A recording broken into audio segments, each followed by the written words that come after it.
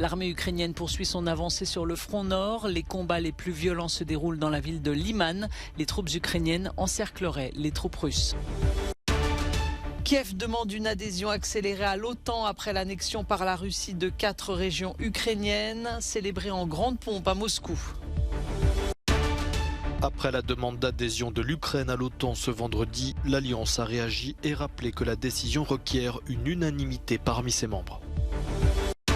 Sans surprise, la Russie a opposé son veto à une résolution du Conseil de sécurité des Nations Unies condamnant l'annexion des 4 régions ukrainiennes. L'ouragan Yann a touché terre en Caroline du Sud ce vendredi après avoir dévasté des régions de Floride. L'armée ukrainienne poursuit son avancée sur le front nord alors que les habitants des villes libérées comme ici à Kupiansk découvrent les destructions. Les combats les plus violents se déroulent plus au sud dans la ville de Liman. Les soldats russes partiellement encerclés combattent à bout de force et la situation y est difficile, a admis un haut responsable séparatiste pro-russe. Kiev affirme avoir le contrôle de presque toutes les routes logistiques autour de Liman. Nous avons des résultats significatifs dans l'est du pays, a déclaré le président ukrainien. Tout le monde a entendu ce qui se passe à Liman, dans la région de Donetsk. Ces étapes signifient beaucoup pour nous. Le gouvernement ukrainien affirme que l'attaque vendredi d'un convoi civil dans la ville de Zaporijjia par la Russie était délibérée. Les deux pays se renvoient la responsabilité de la frappe. Ces frappes étaient délibérées, estime le ministre ukrainien des Affaires intérieures. Vous pouvez voir qu'ici, dans la zone, il n'y a aucune installation militaire, aucune accumulation d'équipements. Il y a toujours chaque jour uniquement des civils qui se déplacent vers le territoire temporairement occupé. Ce sont des personnes âgées, des femmes et des enfants et des familles. La frappe dévastatrice sur une colonne de véhicules a fait 25 morts et 50 blessés, quelques heures avant l'annexion prévue par la Russie des régions ukrainiennes. Des centaines de personnes sur la place rouge pour accueillir les territoires que la Russie a illégalement annexés à la suite de pseudo-référendums.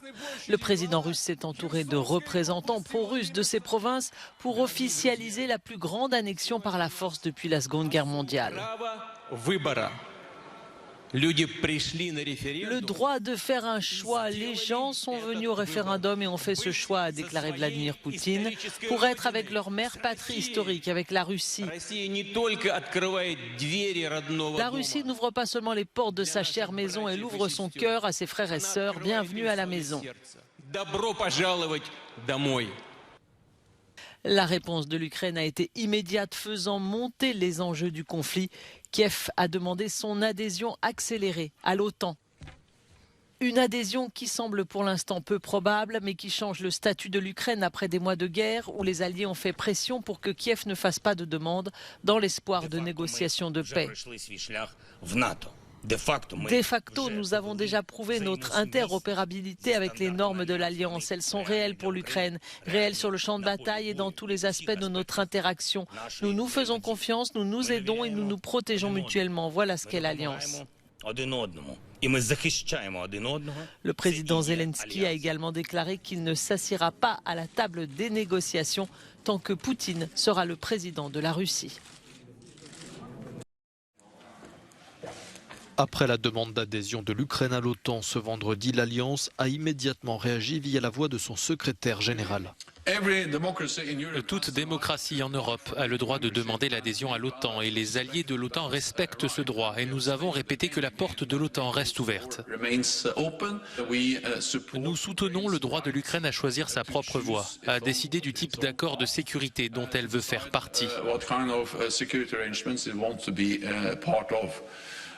Ensuite, la décision d'adhésion doit être prise par les 30 alliés et nous prenons ces décisions par consensus. Pour l'heure, nous nous concentrons sur le soutien immédiat à apporter à l'Ukraine qui essaye de se défendre contre l'invasion brutale des Russes.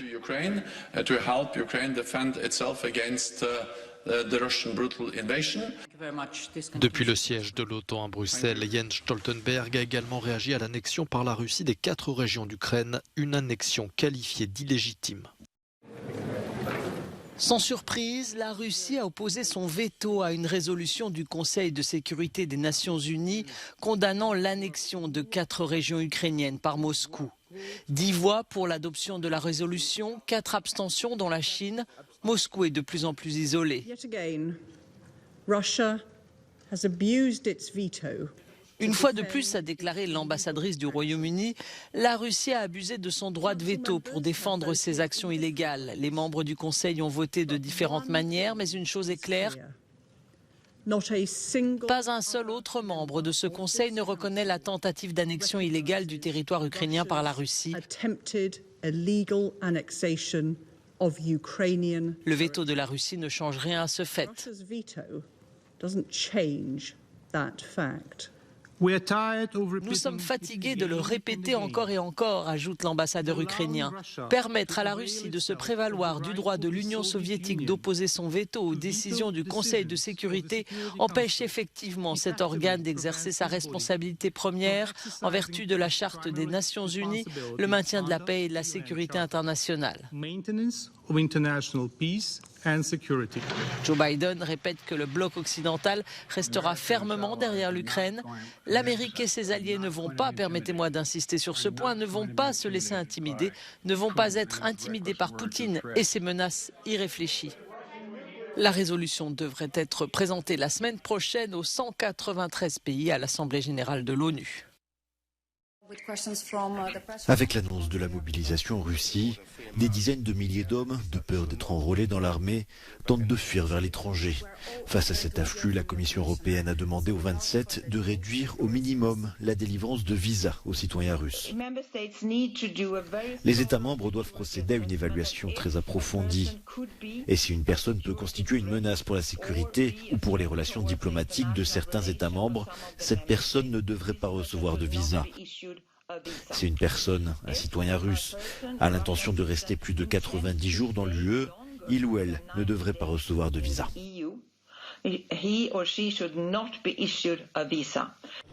On estime que 200 000 citoyens russes ont fui vers les pays voisins depuis l'annonce par Vladimir Poutine de la mobilisation. Ils sont en majorité partis vers la Géorgie, l'Arménie ou le Kazakhstan, voire même en avion jusqu'en Turquie. La frontière finlandaise avec la Russie a été fermée ce vendredi aux Russes munis d'un visa de tourisme. Helsinki estime que leur entrée sur le territoire mettra en danger ses relations diplomatiques. Une prise de position critiquée par les défenseurs des droits de l'homme qui pointent les risques encourus par ceux qui tentent de s'échapper.